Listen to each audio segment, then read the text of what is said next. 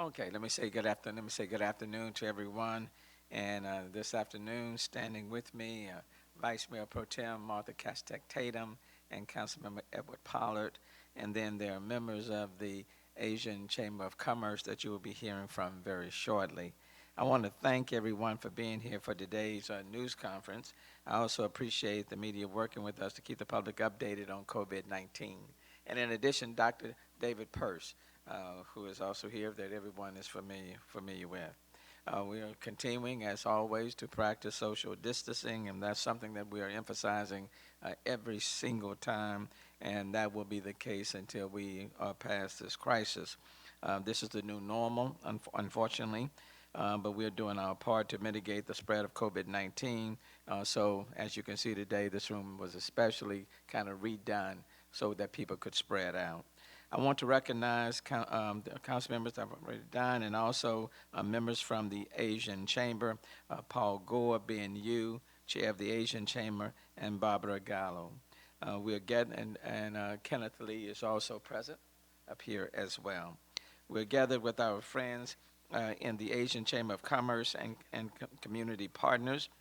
They have graciously donated today over $42,000 in medical supplies to the city of Houston following our urgent calls for personal protective equipment, and I want to thank them for their donation. The Asian Chamber has always been a proud partner to the city of Houston as we have worked together on cultural, economic, and business development. And this is another example of the relationship and the friendship that exists within our city. We all know that at the start of the COVID-19 health crisis, Asian businesses were hit hard by rumors and therefore lost a lot of customers and revenue. But despite all of that, they have stepped up again to help out their Houston and the Houston people in the region, and I certainly want to thank them.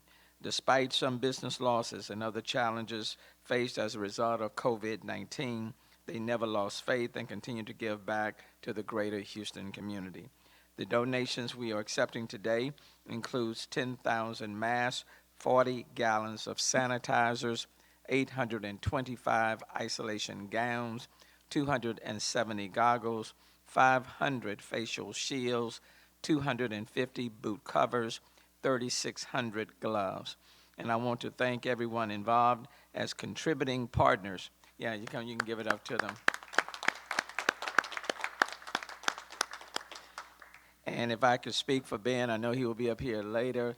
Ben has indicated to me that also more on the way. So thank you so very much, Ben. I want to thank everyone involved as contributing partners in the Together Houston is Stronger campaign, the Houston Tsinghua Alumni Association, the Sino Professionals Association, the J.J. Clements Volunteer Team, and the following are partners who have committed towards the future of this campaign: the Chinese Civic Center, the Houston Beijing University Alumni Association, the George H.W. Bush Foundation, China Coronavirus Action Network, the Houston Chinese Association, the Chinese Association of Professionals in Science and Technology. And again, let me thank you in a moment when everybody across our country are looking for needed and vital supplies. I certainly want to thank the Asian Chamber of Commerce for stepping up and helping us out. Now let me yield now to Ben Yu, the chairman of the Asian Chamber of Commerce. Ben.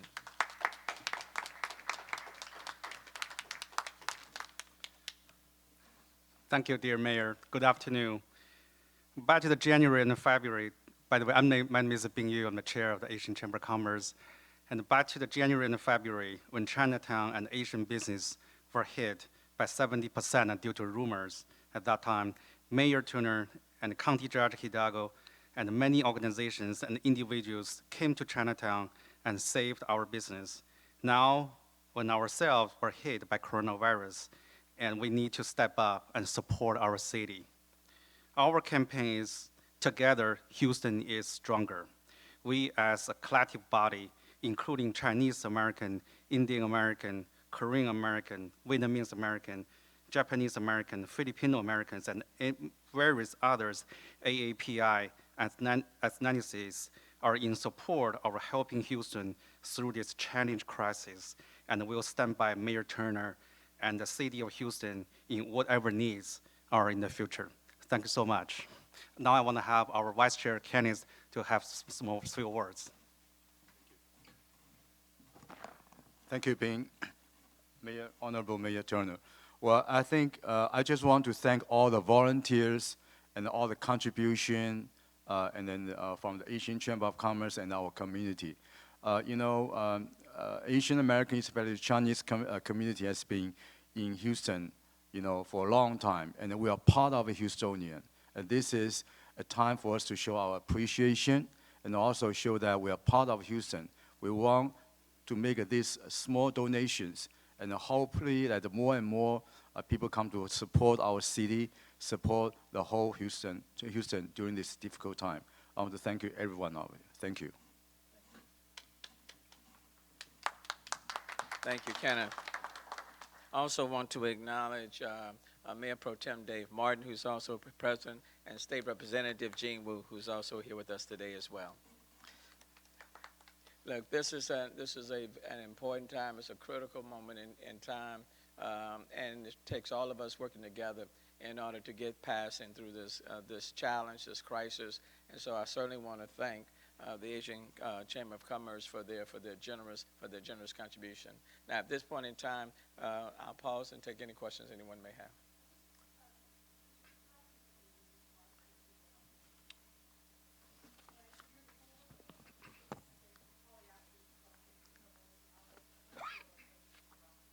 Oh, and let me acknowledge Congresswoman Sheila Jackson Lee. Looked over and saw her. Thank you, Congresswoman. Yes, ma'am. First question, how will the supplies be divided and how long do you expect them to last? Dr. Purse, you want to come up and take that question?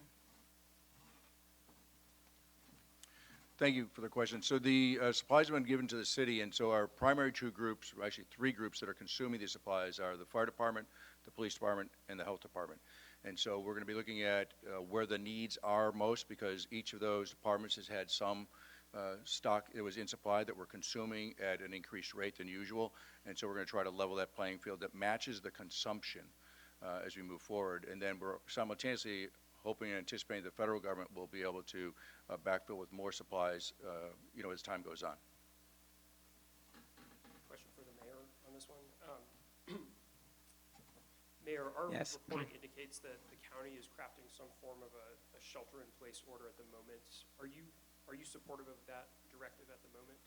Well, I think the county, they're meeting, and I think we're all working on what the next steps will be or should be. And I know the county judge and we've had conversation earlier today. We'll have additional conversations before the day is out. But we're all thinking through what the next steps should be. I don't want to get bogged down in terminology, but that process is on the way. Mayor, can you specify a little Sure. bit more? Because I know there's a lot of people, and you've been getting a lot of messages where people say, look, we need some sort of shelter in place or stay-at-home ordinance. If something were to be crafted regionally on this, I would assume it would be something that you and the judge and various other entities would agree on. What kind of form do you expect that taking? I mean, are you going to be at some point telling people, hey, we've got to close up more businesses or less? I think people are really, they want to kind of have a better idea of the sort of the definition of stay-at-home or definition of shelter-in-place if and when we were supposed to have it. Yeah, I think we need to be very careful in just using that terminology. I think a better way of putting it is what are the goals and objectives that we are seeking to achieve. I think that's the starting point. What are we seeking to achieve?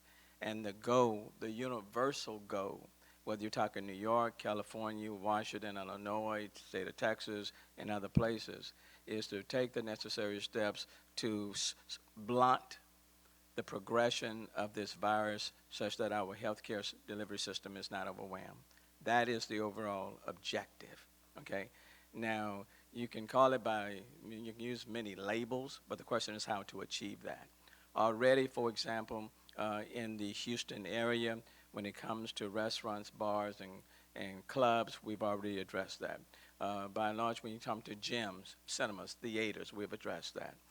There are no sporting events. There are no cultural arts events that are taking place. Schools are closed. That's on the elementary, secondary, and higher ed. They are closed. So when you look at what is already there are no large gatherings. We have reduced that group to about 10 or less. That's already in effect and taking place. Even for the city of Houston, we have reduced the number of employees that have to come to their station. If they can do their jobs from at home, they're working remotely. For many of the businesses that are in the city of Houston, for example, if you're talking about NRG, AT&T, and others, they are reduced to pretty much their essential personnel, and many of them are working remotely. So that's what you have already. When you look at the orders that exist in California and New York and some of these other places, what is functioning taking place in the city of Houston and our region, in large part mirrors what they have ordered. If you look at the order that the county judge in Dallas put in place, it speaks about sheltering in place. Then there's a laundry list of exceptions, a laundry list, including liquor stores, okay? And so the question then becomes, what is it that we are trying to achieve, and how do we do it in such a way that we are being truthful and transparent with the people that are looking to us for guidance and direction? So that's where we are, what the next step should be. I think we're all thinking through that process as to what the next direction should be. But it's not something where you're putting forth a placebo and then there's a laundry list of exceptions. So everyone is working on that. What I would tell people right now, social distancing is important. We have already reduced the number of employees, for example, that are going to businesses, and they ought to be working remotely from at home. And there is no order, for example, that are telling people you just can't leave your house, okay? If you look at all of them, it doesn't exist. If you look at a place like California, and so all of the people that are on the beaches in California, look at the places in New York and see what's happening there. So it is important that we speak with as much clarity as possible, that we are as honest with people, and that people have to be responsible as well. So we're working through that, and that's a message that we're all trying to craft, not just in the Houston-Harris County region, but quite frankly with other counties and cities throughout the state. And we're all talking with one another in real time.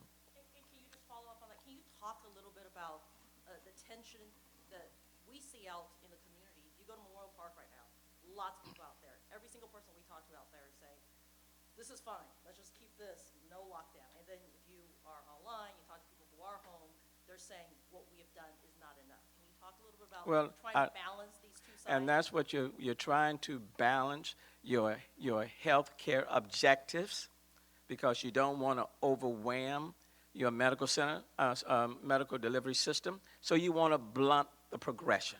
I mean, that is the goal, to blunt the progression.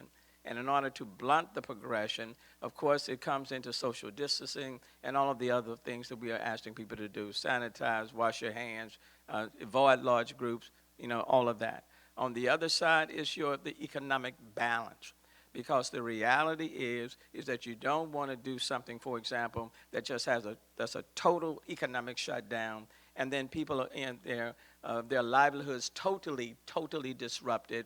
And that can be, in some cases, for many people, can be worse than the virus itself. So what we're all trying to do is strike that balance, okay? And even if you tell people, okay, to stay at home, you're working remotely, stay at home. The other question then becomes is the enforcement piece, okay? And so in all of the orders, they're not telling people not to go to the parks, but if people are going to the parks, they ought to practice social distancing. If you're going to the parks and you're within arm length of a person in front of you or behind you, then you're way too close. Okay? If you're in the park and you're not engaging in social distancing, then you're not meeting the request that people are making on you.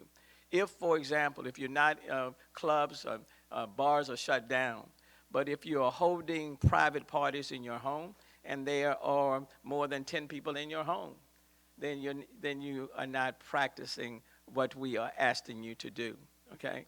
All of those things are critically important. So what we are trying to do is to recognize, let people, number one, to emphasize this is important, this is serious, and we all need to take it serious, okay?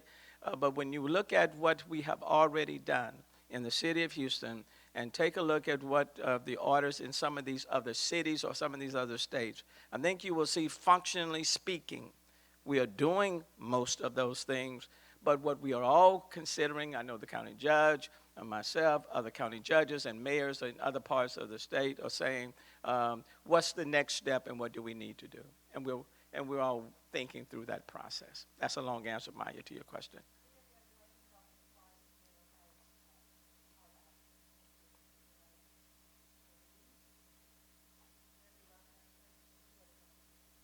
Sure. For law enforcement officers who are not able to quarantine at home due to possible exposure to the coronavirus, why is there no dedicated quarantine location for them to go to? Well, that's not true. Just like the 4 firefighters the other night, they were placed in a hotel and quarantined. And then the city has also been working with 2 other hotels in the city of Houston to lease those hotels specifically for first responders and others who cannot self-quarantine at their home. These events have happened rapidly, and the city has been in negotiation, for example, with hotel owners to lease those hotels, and I would tell you approximately about 180 rooms that we are looking at leasing, and those deals probably should be consummated before the week is out. So it's currently enacted that the law enforcement officers can go to those hotels? Yes, I myself, the other night, when the word came that they needed to be quarantined and they could not go home, I gave the order for them to be placed in hotels, and they were. So if anyone gave you any information otherwise, they're mistaken. Okay? And that's what I'm saying. Information is important, and this is a point in time when we all need to be working together, not trying to score points from a tragedy or from a crisis. We need to work together. And if you can recall, when we started out with testing, who were the first people for testing for the city of Houston? First responders and healthcare providers.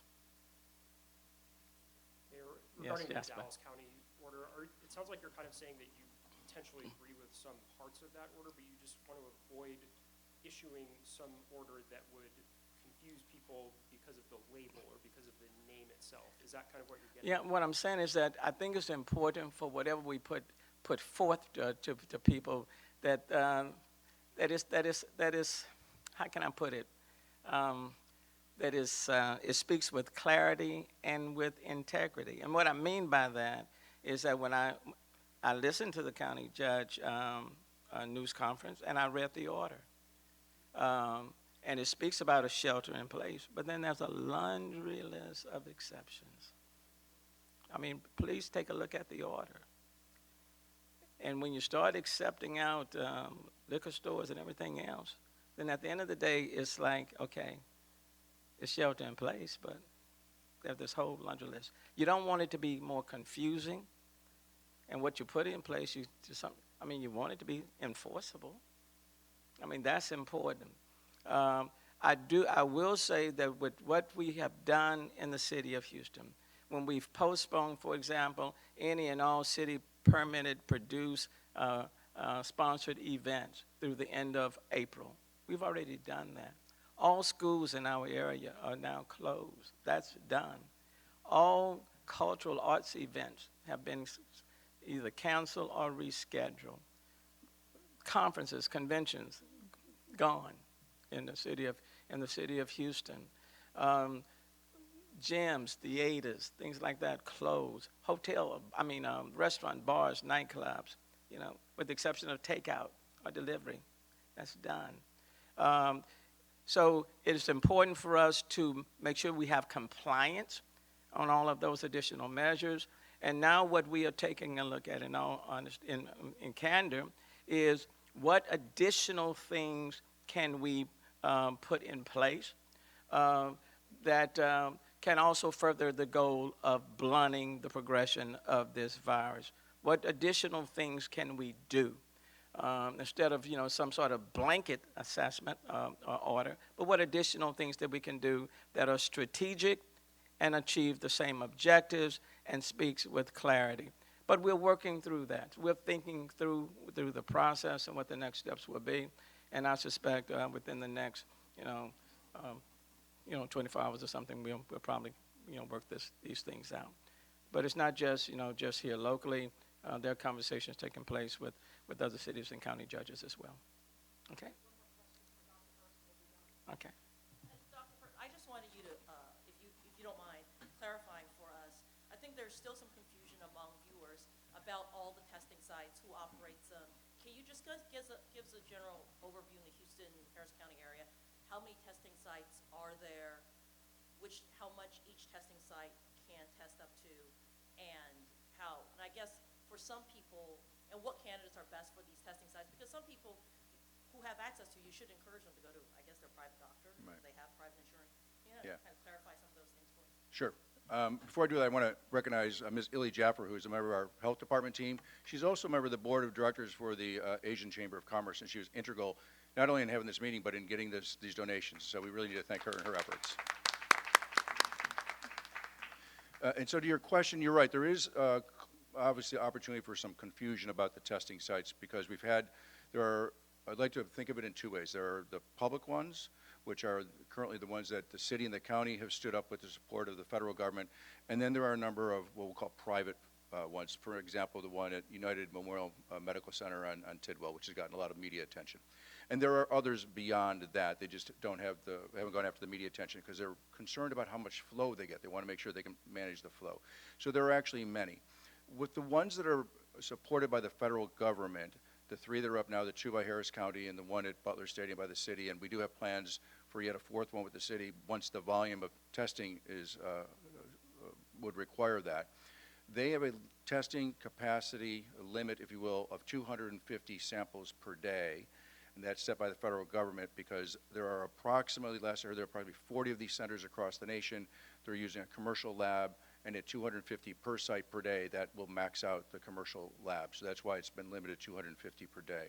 At the private sites, which are using different labs, some private labs, some commercial labs, their capacity, their limit is going to be different based on the relationship they have with the laboratory and or their ability to get people onto their property and to manage the crowds. And so there is going to be differences in those, and I apologize for that confusion. But the goal is to make testing available to the appropriate persons, as widely as possible. And so that goes to the second part of your question of who should be tested and who shouldn't. In a perfect world, we would have just unlimited amount of testing, and anyone and everyone could be tested, and that would be useful because then everybody who is infected, we would be able to identify and then have that person basically isolate themselves and make sure they didn't spread it to anyone else. In the absence of having that much testing capacity, we need to prioritize and focus on those individuals who are most likely to spread the virus most widely. So there are, and you have seen this in the media reports already, there are persons who have been tested who were asymptomatic. Members of the federal government, for example, and some celebrities who did not have symptoms and tested positive. And we have been saying that if you are asymptomatic and you get tested, you may get a false negative. Not that you will, but that you may get a false negative. Conversely, people who are asymptomatic may actually test positive. But the reason we're trying to focus on the people who have symptoms is that your ability to spread the virus parallels how much symptoms you have. So somebody who's asymptomatic may be able to be tested and found positive, but they're not likely shedding a lot of virus to the people closest to them because they're not having symptoms. Whereas somebody who's symptomatic, predominantly with a cough, they probably have more virus, well, they certainly have more virus in their body at that time, and because they're actively coughing, they're spreading it to a much greater extent. So between the two, who would we want to identify? The people who are spreading it a little bit or the people who are spreading it a lot? It's the people who are spreading it a lot. That's who we want to identify and then make sure that they isolate to minimize it. So does that leave a gap? It sure does, but that's because we don't have a ubiquitous amount of testing available. Does that answer your question? Right, so the county announced that they're going to have a new web portal for entry into their system, and so they just turned that on this morning. We're going to be, watching because it's, you know, like any other computer system, we want to make sure that it can handle the volume, right? And so they're starting it off, and if they don't have any glitches, saying we don't expect it, but I think being prudent, we're going to give them the chance to make sure that everything works the way they expect it to, and then our folks, we're going to work with our folks to merge them, because we would rather have a single portal for the public to lessen any confusion. But it's really allowing them to walk before we run together. Okay, thank you.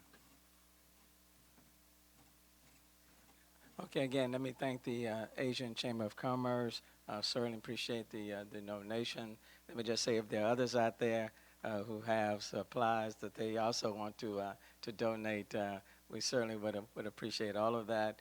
And then we'll continue to work through the necessary steps to keep people safe within the city of Houston. Again, let me encourage everyone, social distancing, social